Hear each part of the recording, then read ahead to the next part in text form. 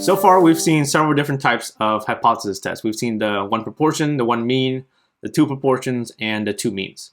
Today, we're going to add another type of hypothesis test into the mix, the goodness of fit test. So let's jump into example one and see what the situation is. A biology professor claims that on average, 15% of her students get an A, 30% get a B, 40% get a C, 10% get a D, and 5% get an F. The grades of a random sample of students were recorded. The following table presents the results. Can you conclude that the grades follow a distribution different from the one claimed by the professor? Okay, what's different about this data compared to the data tables that we've seen in the past? So in the past couple lectures, a typical data table looked like this, right? And what you should notice is that these numbers here in this example, these were cholesterol levels. And these were measurements on 8 different people.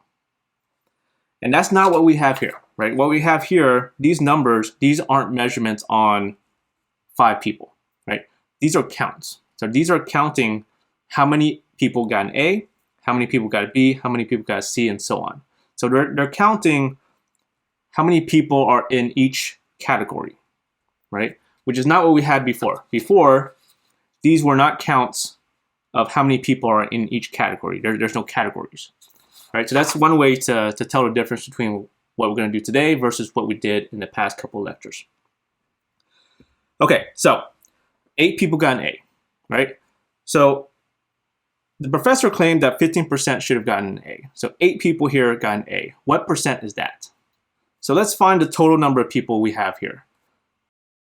Let me add up these numbers. Okay, 8 plus 35 plus 49.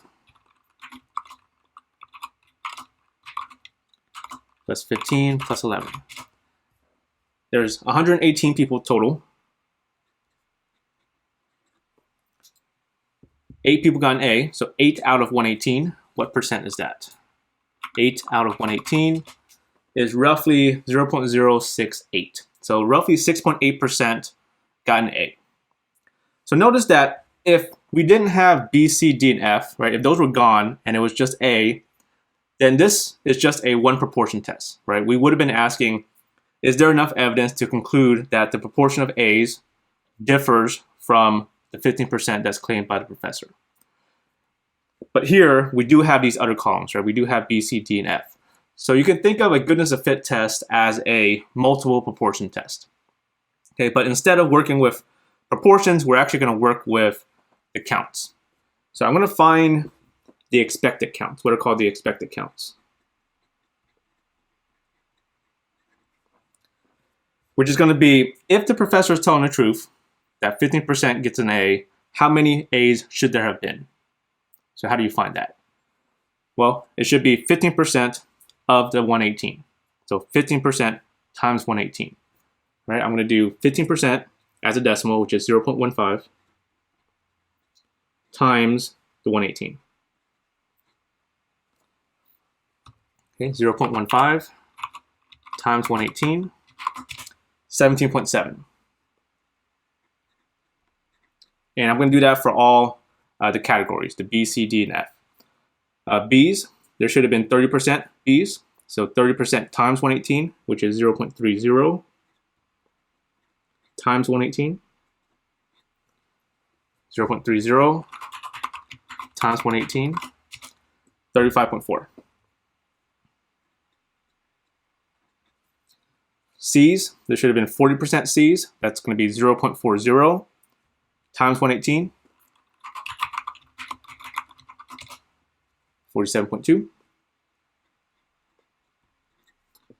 D's, 10% should have gotten a D. That's going to be 0.10 times 118, 11.8. F's, 5%.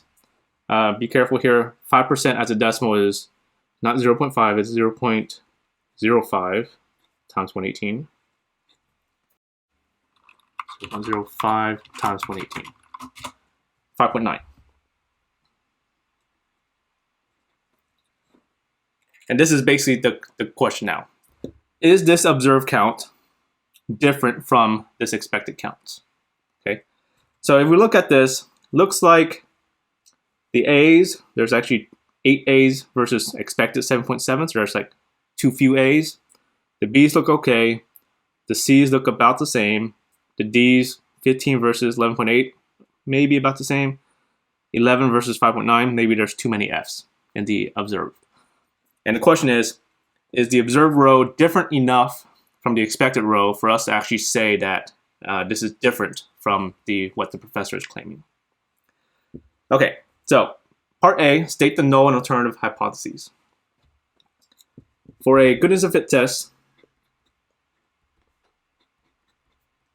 I'll start with the H1, right? The H1 is always going to be the same. It's going to be observed.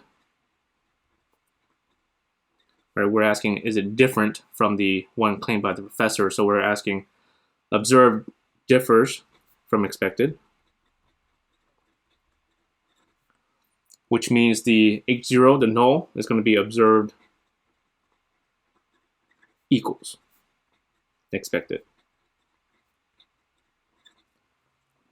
Part B, find the critical value and sketch the rejection region. So draw the picture.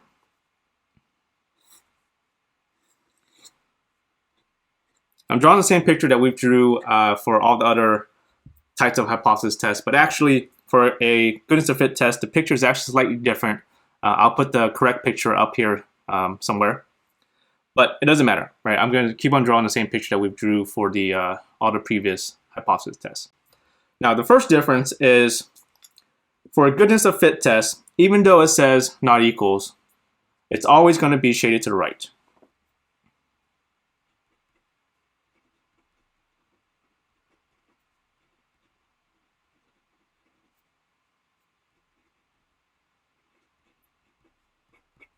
And I'll explain why it's always shaded to the right a little bit later.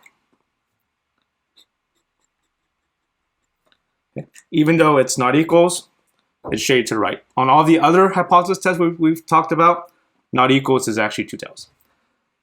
The second difference is in the other hypothesis test, we were either looking for a Z star or a T star.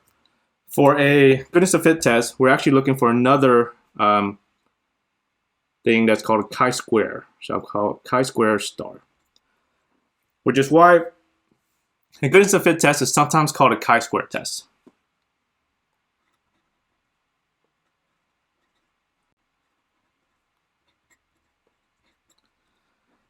The word chi is the Greek letter chi, and then square just means we're going to square it. So we're going to look for a chi-square star, not a T star or a Z star, a chi-square star. And then just as before, the alpha 0.02 is the shaded area here. So our alpha here is 0.02, which refers to the shaded area. And what we're looking for here is this is really just a area to chi-square problem. So going back to our formulas,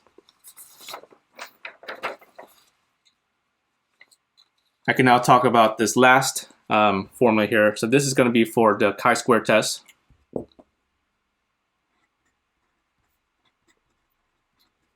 And for part B, we're actually going to go area to chi-square. For the chi-square situation is this last row.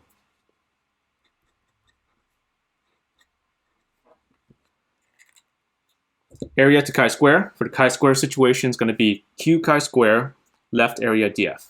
All right, so we're going to do Q chi-square left area df.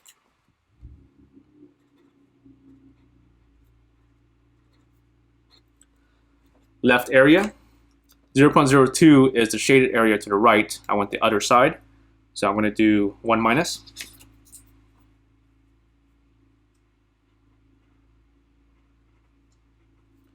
One minus 0.02, I think, is 0.98.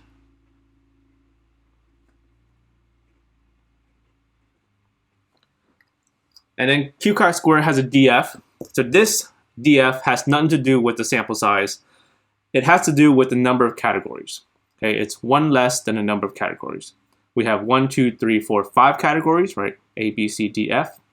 5 categories, one less than that would be 4. Let me write that here. So this is the number of categories minus 1. So in R, we're going to do q chi-square 0.98 comma 4.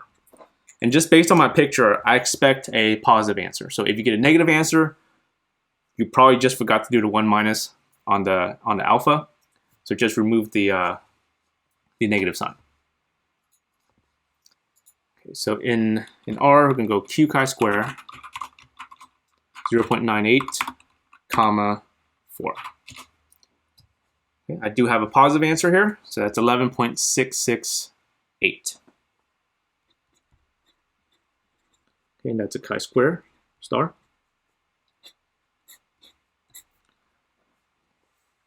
Part C, find the test statistic. So we're going to be using this formula for the chi-square test to find the test statistic. So for this, I need to switch over to Google Sheets and enter this data. All right, here I am in Google Sheets, and what I'm going to type in is I'm going to enter in the observed numbers and the expected numbers as columns. So I have my observed, and then I have my expected numbers. My observed numbers were 8, 35, 49, 15, and 11. My expected numbers, which we calculated, were 17.7, 35.4, 47.2, 11.8, and 5.9. And what I need to do to calculate is, if I look at my formula sheet, I need to set this up. So what this is telling me to do is O is observed, E is expected. So I need to take my observed minus my expected squared divided by expected, and then add up all those numbers. So I need to create a third column where I calculate this part, the O minus E squared over E. All right, so let's go back. I need a third column, and I'm just going to write out that formula. You don't have to. So it's parentheses observed, so O minus E close parentheses square. So square is the up caret, which is the symbol above your 6, 2, and divided by expected E. Okay, I'm going to set up the first box here. So to get Google Sheets to do any calculation for you, you need to start off with an equals. So equals parentheses, and then I want to do O minus E. So instead of typing stuff in, I'm going to click on observed, which is the 8, minus, click on the expected, which is the 17.7, close parentheses, square it, which is the up caret 2, divided by expected, click on the 17.7, and hit enter. Okay, there should be a autofill. You can use the autofill, or if you don't use the autofill, you can just click on the first box and then move your cursor to the bottom right until you see a plus sign, and then click and drag. So all we're doing here is we're copying the first box into all of the other boxes. So we're just copying the directions that we gave Google Sheets into the other boxes. All right, and then all we need to do is add up that last column. So to add up that last column, equals SUM, sum, parentheses, and then highlight that last column. And that's our chi-square test statistic. All right, so let me go back and write that down. The test statistic that we found was chi-square. It was 10.665. That's rounded to 3 decimal places.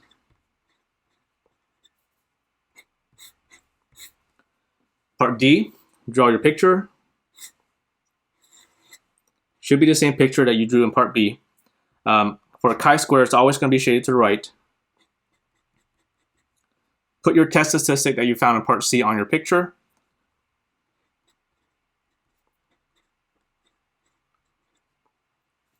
And then your job is to find that shaded area. Okay, this is really a chi-square to area problem. Chi-square to area. Chi-square to area for the chi-square situation is going to be p chi-square df. So we're going to do p chi-square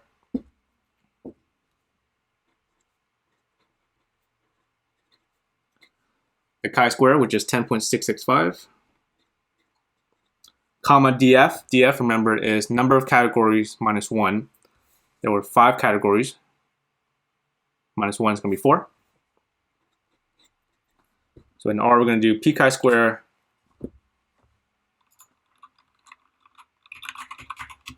(10.665, comma 4). 0.969. That seems big. That can't be right.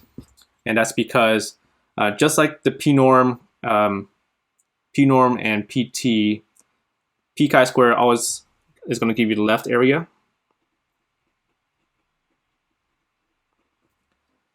So that's the left unshaded part. That's not what we're looking for. We're looking for the right area. To find the other side, you have to do a 1 minus. So we'll do a 1 minus. So 1 minus 0.969. 0.031.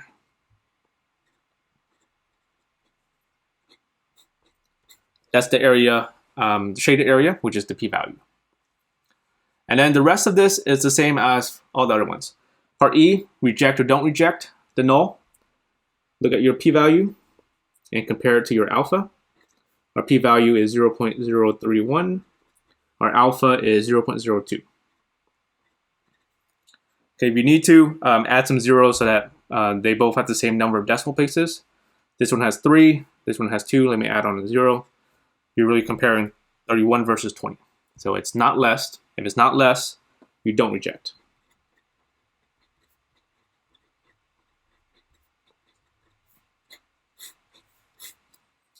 And then the sentence, the same. State your significance level at alpha equals 0.02. Level of significance, there is or is not, because we did not reject. There is not enough evidence. To conclude that, and then go back to our question, can you conclude that the grades follow a distribution different from the one claimed by the professor? So there is not enough evidence to conclude that the grades follow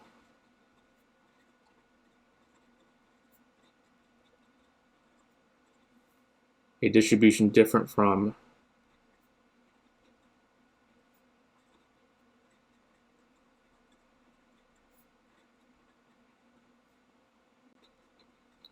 the one claimed by the professor.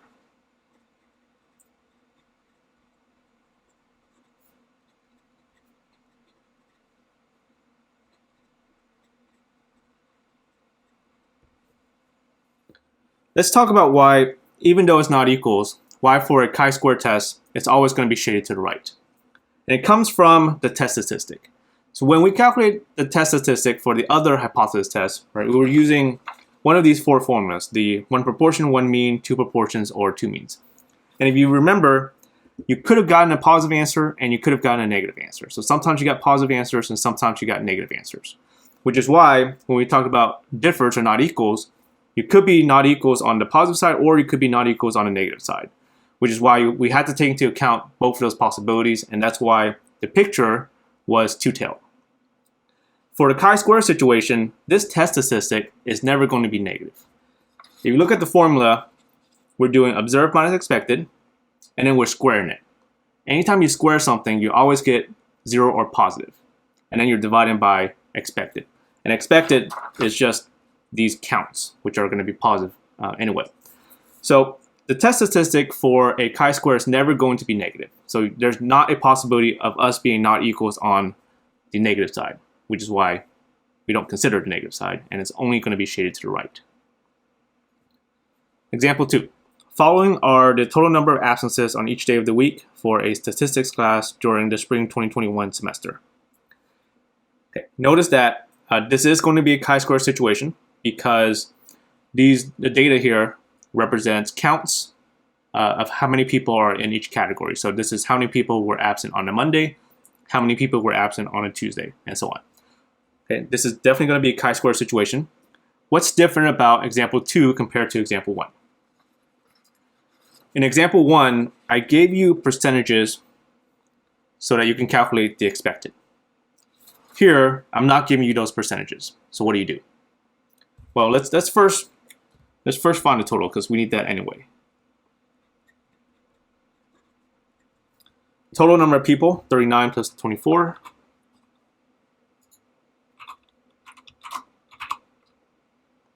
Plus 20, plus 26, plus 41. 150 total. Now, if you're not given percentages for computing the expected, okay, this first row here is the observed. If you're not given the percentages to compute the expected, we're just going to assume that we're going to split this evenly among all the categories. So there's 150 total, and there are 1, 2, 3, 4, 5 categories, so divide it evenly. So 150 divided by 2, 3, 4, 5, by 5. 150 divided by 5 is 30. So there's going to be 30 in each category.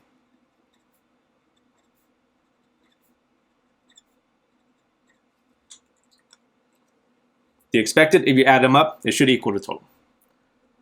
Okay, part A, state the null and alternative hypotheses.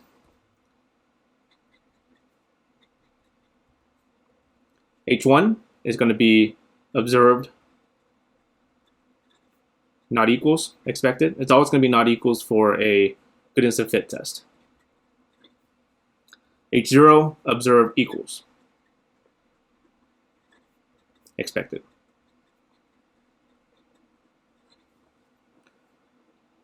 Part B, draw a picture.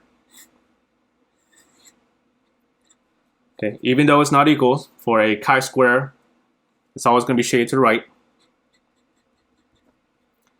And the shaded area is our alpha. Our alpha here is 0.02. And then we're looking for chi-square star. Okay, this is really a area to chi-square star situation. Area to chi-square star.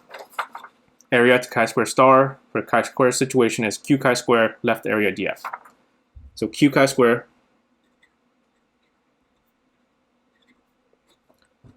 left area of this picture is not 0.02. 0.02 is the area to the right. I need the other side, so do 1 minus.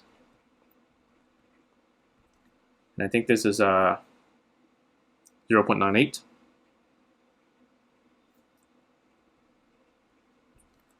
df, okay, df is not having to do with, doesn't have to do with the sample sizes for this chi-square situation.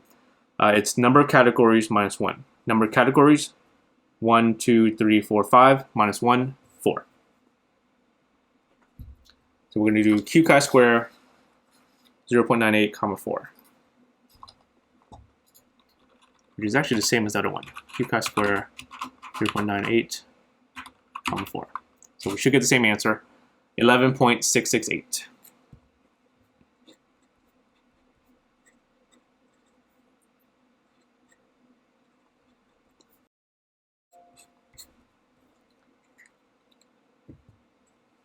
Part C, find the test statistic. So I need to enter this data into Google Sheets.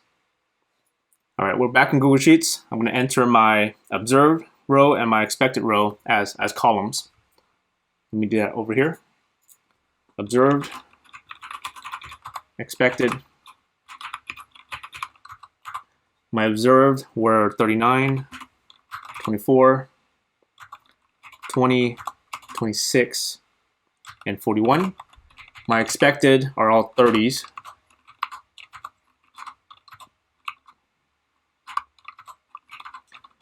And then I need to do the third column. So the third column is going to be parentheses observed minus expected, close parentheses square, which is the up caret, the symbol above your 6, 2, divided by expected.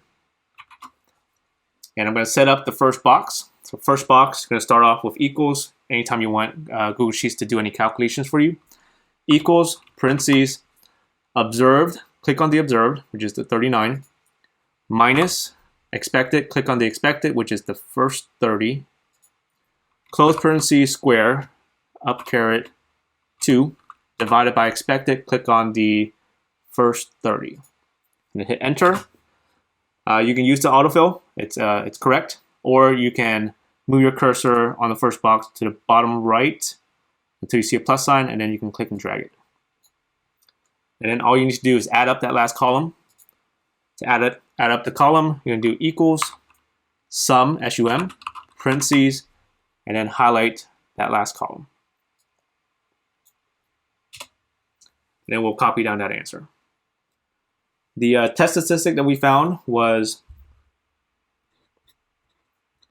11.8. Part D, draw your picture.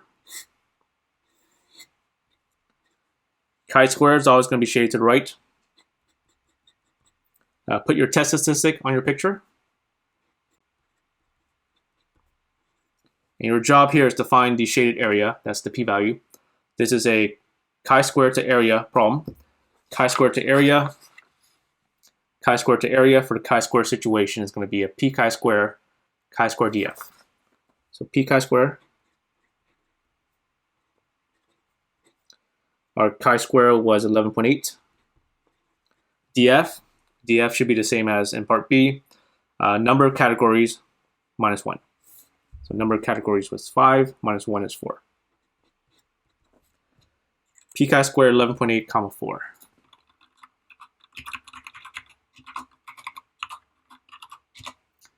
.981. Okay, that can't be right. I'm expecting a small answer here, and that's because p chi-square gives you the left area, which is this left unshaded part. I'm looking for the right area, which means I have to do 1 minus. So 1 minus 0.981.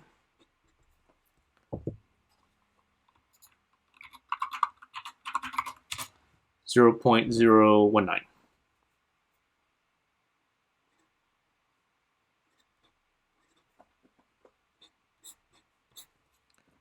Part E, reject or don't reject. So take your p-value, compare it, and see if it's less than the alpha. Our p-value is 0.019.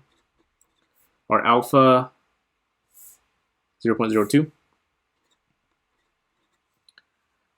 Okay, if you need to, add zeros so that it matches the number of decimal places. This one has 3, so let me add on a 0 to the alpha. This is really just 19 versus 20. It is less, so if it's less, you are going to reject.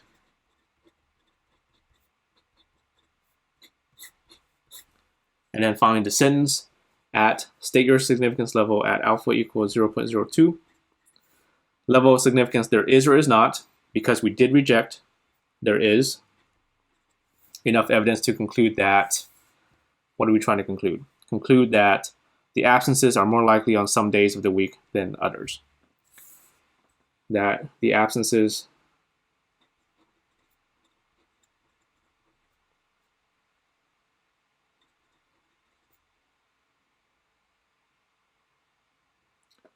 spelled that wrong. Absences. Whatever. Absences are more likely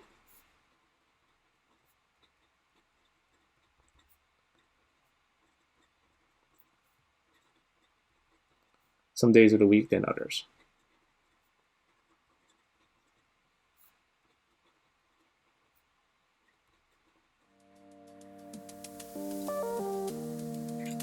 And that's the goodness of fit test, or the chi-square test. Have a good day. I'll see you in the next one.